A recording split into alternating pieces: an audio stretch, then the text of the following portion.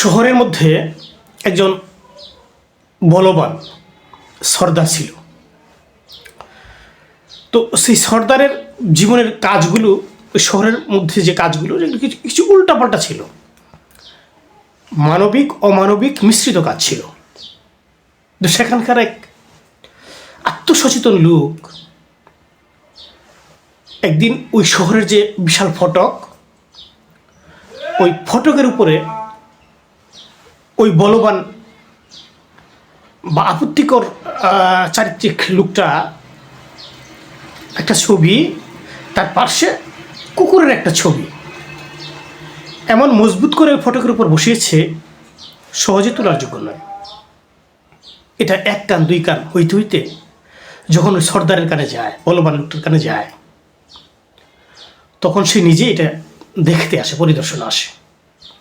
দেখে তার ছবিটা খুব সুন্দর করে টানানো হয়েছে, তার পাশে একটা কুকুরের ছবি দেওয়া হয়েছে।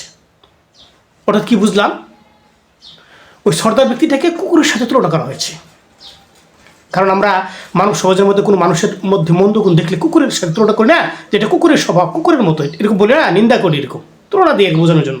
তো সেই কাজটাই করানো হয়েছে।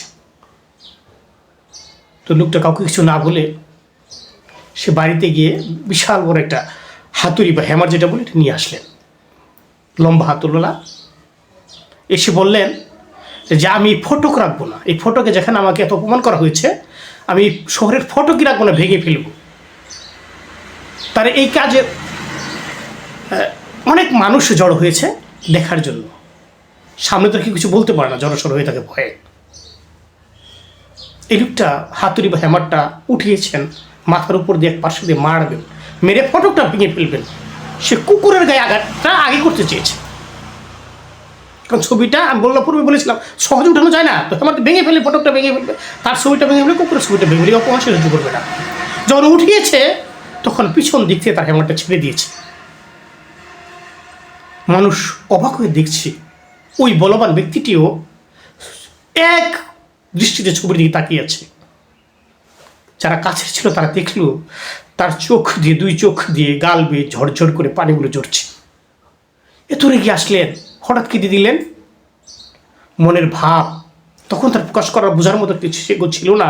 পরবর্তীতে যে প্রকাশটা হয়েছিল তার দ্বারা, সংক্ষিপ্ত রূপ এটাই, সে মনে মনে ভেবেছিল আমার পাশে যে কুকুরের ছবিটা বা আমার ছবিটা দেওয়া হয়েছে, আমিও এই পৃথিবীর একটা সৃষ্ট জীব, সে কুকুরটা একটা সৃষ্ট জীব। তার জীবনের কাজকর্মগুলো ভালো মন্দ তুলনা করলে, আমার জীবনের যে কাজকর্মগুলো ভালো মন্দ তুলনা করলে, এই দুইটা প্রাণীর মধ্যে আমি ভালো না কুকুরটা ভালো। তার মনের মধ্যে এমন একটা ধাক্কা দিয়েছে, সৎপথ যদি ভাগ্যে থাকে, শুনেছি ভয়, সে দেখলো না আমার জীবনের অনেক মন্দ কাজ আছে। এই কুকুরের জীবনে তেমন কোনো মন্দ কাজ নাই। একটা সে প্রাণী, মানুষের পিটুনি খেয়ে সে বেঁচে থাকে, উচ্ছিষ্ট খাদ্য খেয়ে বেঁচে থাকে, কোনো অভিযোগ অনুযোগ নাই, সে মানুষের ক্ষতি করে না। আর আমি কত মানুষের ক্ষতি করেছি, অন্যায়ভাবে মানুষের অর্থ সম্পদ ইজ্জত হানি করেছি। তা আমার যেহেতু কুকুরটা ভালো, যে আমার সাথে কুকুরের তুলনা করেছে, তার তো দেহে কম করেছে, আমি তো কুকুরের চাইতে খারাপ। এই কথা ভাবতে ভাবতে সেখানে অনেক লোকজনের মধ্যে একজনকে ডেকে দিয়েছে, তোমরা কে পারবে, আমি একটা কাজ দিব, পারবে, কিন্তু সাহস করে না। বলতেছে সে ভাঙতে বলো না, আমাদেরকে ভাঙতে বলে কিনা, আমি তো পারবো না। একজন সাহস করে গেল, বললেন স্যার কি বলেন, বা জনাব কি বলতে বলে, করতে বলেন, বলেন যে আমি একটা কাজ দিব, পারবে কি, যে কুকুরের ছবিটা আছে সেটা মুছবে, ভালো করে একটু মুছবে। আমার যে ছবিটা আছে, আমার ছবিটা থাকবে, কিন্তু মাথাটা কেটে একটা কুকুরের মাথার সাথে লাগিয়ে দিবে। তুমি এই কাজটা কেউ করতে পারবে? সবাই ভাবলো কি কাণ্ড, কি বলছে সব।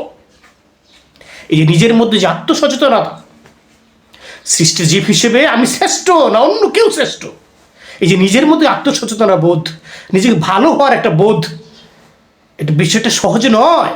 এটা সুপরিকল্পিত স্রষ্টার একটা যথাযথতা প্রয়োগ বা নাজিলকৃত বিষয়। বুঝতে পারলেন? এগুলো অনেক ঘটনা এরকমভাবে আপনারা জানতে পারেন, চেষ্টা করে জানতে পারবেন।